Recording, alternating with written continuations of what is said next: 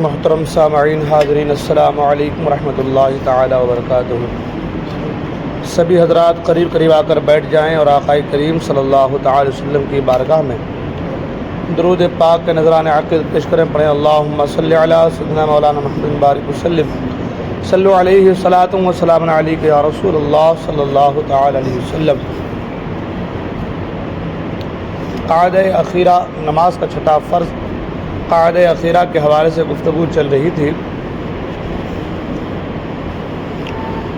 مسئلہ یہ ہے کہ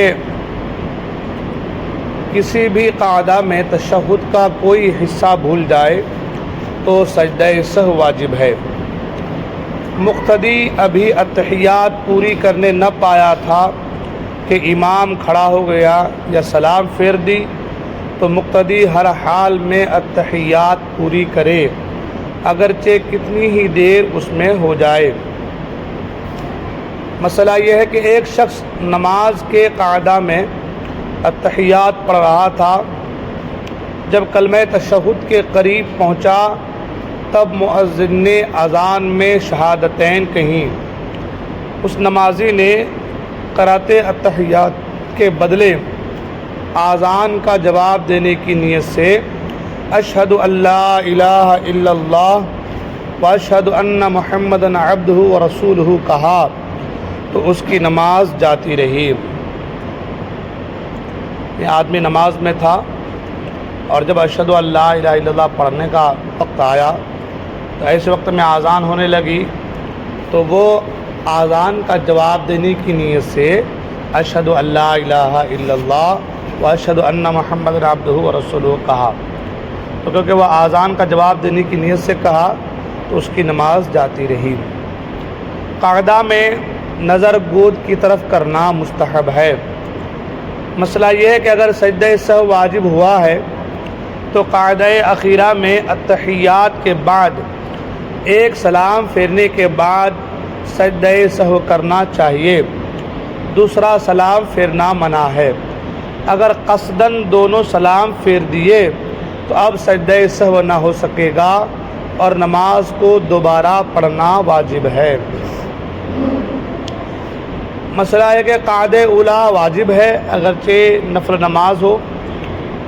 فرض، وتر اور سنت موقدہ کے قاعدہ اولیٰ میں اتحیات کے بعد کچھ بھی نہ پڑھنا واجب ہے۔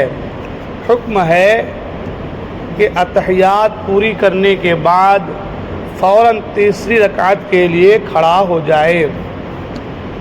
دوسری رکعت کے پہلے قاعدہ نہیں کرنا چاہیے بلکہ قاعدہ نہ کرنا واجب ہے۔ 4 رکعت والی نماز میں تیسری رکعت پر قاعدہ نہ کرنا واجب ہے۔ مقتدی قاعدہ اولیٰ میں امام سے پہلے تشہد پڑھ چکا، مقتدی قاعدہ اولیٰ میں امام سے پہلے اتحیات مکمل کر چکا تو سکوت کرے، درود اور دعا کچھ بھی نہ پڑھے۔ نوافل اور سنت غیر موقدہ میں قاعدہ اولیٰ میں بھی اتحیات کے بعد درود شریف اور دعائے معصورہ پڑھنا مسنون ہے۔ فرض، وتر اور سنت موقدہ کے قاعدہ اولیٰ میں اتحیات کے بعد اتنا کہہ لیا کہ اللہم صلی علی محمد یا اللہم صلی علی سیدنا، تو اگر بھول کر ہے، سہواً ہے تو سجدہ سہو کرے، اور اگر عمدن یعنی جان بوجھ کر ہے تو نماز کا اعادہ یعنی نماز کو پھر سے پڑھے۔ ٹھیک ہے، اس کے ساتھ مسئلہ یہ ہے کہ قاعدہ اولیٰ میں بھی پورا تشہد یعنی اتحیات پڑھنا واجب ہے۔ ایک لفظ بھی اگر چھوٹے گا تو ترک واجب ہوگا اور سجدہ سہو کرنا ہوگا۔ مسئلہ یہ ہے کہ فرض نماز میں امام قاعدہ اولیٰ بھول گیا اور اللہ اکبر کہہ کر کھڑا ہو گیا، بات کو مقتدیوں نے لقمہ دے کر بتایا تو امام بیٹھ گیا، تو اس صورت میں اگر امام پورا کھڑا ہو گیا تھا اس کے بعد مقتدی نے بتایا تو بتانے والے یعنی لقمہ دینے والے کی نماز تو لقمہ دینے کے وقت ہی جاتی رہی، اور مقتدی کے لقمہ دینے سے امام لوٹا تو امام کی بھی نماز گئی اور تمام مقتدیوں کی بھی نماز گئی، لہذا پھر سے نماز پڑھیں، عصر 9 نماز پڑھیں۔ مسئلہ یہ کہ قعدہ اولیٰ کے بعد تیسری رکعت کے لیے اٹھے تو زمین پر ہاتھ رکھ کر نہ اٹھے بلکہ گھٹنوں پر زور دے کر اٹھے، اور اگر کوئی مرض یا عذر ہے تو حرج نہیں۔ مسئلہ یہ کہ امام پہلا قاعدہ بھول کر اٹھنے کو کھڑا ہو رہا تھا اور ابھی سیدھا کھڑا نہ ہوا تھا تو مقتدی کے بتانے لقمہ دینے میں کوئی حرج نہیں بلکہ بتانا ہی چاہیے۔ ہاں اگر پہلا قاعدہ چھوڑ کر امام پورا کھڑا ہو جائے تو امام کے پورا یعنی بالکل سیدھا کھڑا ہو جانے کے بعد اب بتانا لقمہ دینا جائز نہیں۔ اگر تب مقتدی بتائے گا تو اس مقتدی کی نماز جاتی رہے گی، اور اگر امام اس مقتدی کے بتانے پر